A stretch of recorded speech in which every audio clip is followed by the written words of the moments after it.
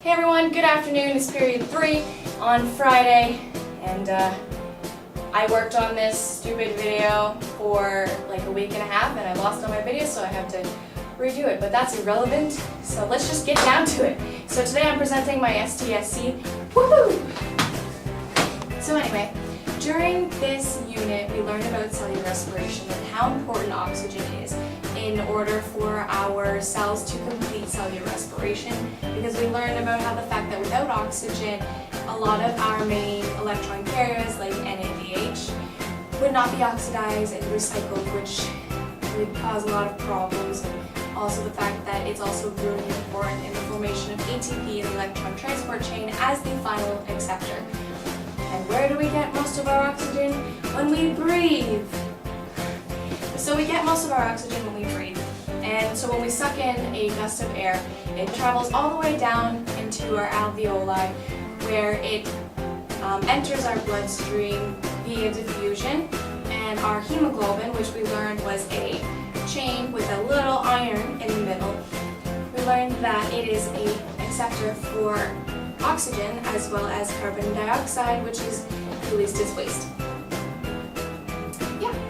So today I'm going to talk about our very important blood cells and hemoglobin, and the fact that our iron plays a very important role in cellular respiration.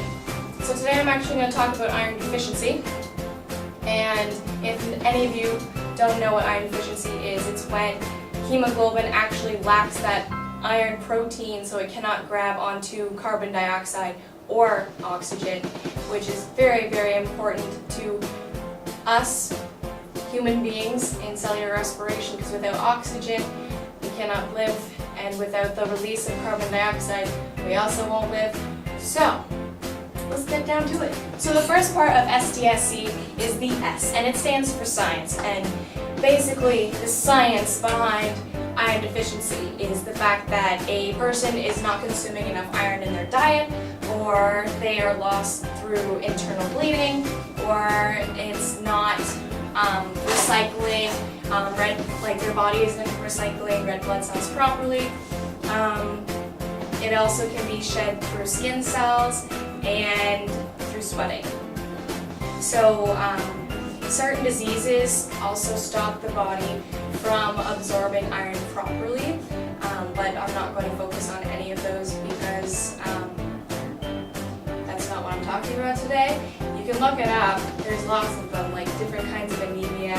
So what happens during iron deficiency is that there isn't enough oxygen getting delivered to the cells that need it because of the lack of iron, like iron. So there's multiple symptoms of iron deficiency, but not all of them really point out to the fact that you have iron deficiency, because you could just have really low blood sugar, but whatever. So symptoms include fatigue, weakness, pale skin, shortness of breath, dizziness, strange cravings such as dirt or clay or ice, tingling in legs, cold hands and feet, fast or irregular heartbeat, brittle nails, and headaches.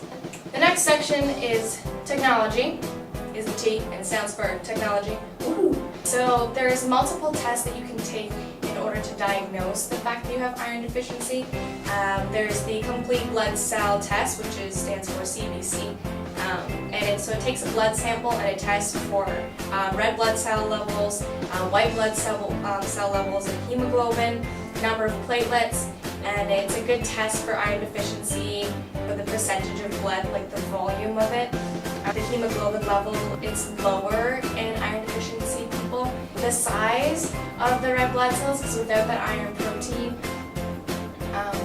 in our little hemoglobin the little hemoglobin blood cell, it's actually quite smaller than a normal blood cell would be. They also, that's not the only test. You can also do other blood tests, which test for color, iron level, ferritin level, which is the protein that helps with iron storage. And there's the total iron binding capacity as well. There's a test that can test how well your blood cells actually bind to iron. And yeah, so also iron deficiency is a harder thing to cure cure, it's more of just, it can be prevented and maintained. So there's multiple ways to treat iron deficiency, and iron tablets are one of them. There's also, you can have a very iron-rich diet, which includes red meats, dark leafy greens, dried fruit, nuts, iron-fortified cereals, beans, pumpkin seeds. Another way to deal with iron, to maintain iron deficiency, is to take vitamin C. You can also take it in tablets, fruits, broccolis, tomatoes, all those lovely things, because vitamin C helps with the absorption of iron. So the next section of the STSC is another S, and it stands for society. And studies show that women are more affected than men. It's pretty basic, but I'm going to explain it to you anyway. Because women menstruate and we have to get pregnant and all that lovely things, that we do lose more blood on a regular basis than men. So it's actually, 20% of the population of women actually experience iron deficiency when they're at childbirthing age. And so yeah, men are pretty lucky in that fact.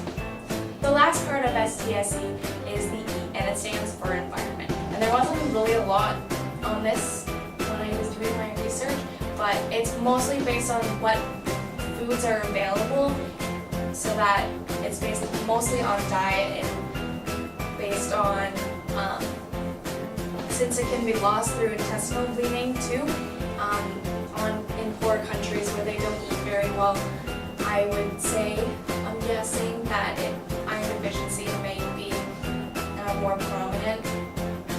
It's not necessarily genetic, but it is sometimes caused by certain chronic diseases that are hereditary. So it's not necessarily, it can just happen out of random, but some cases, since iron deficiency is technically an anemia,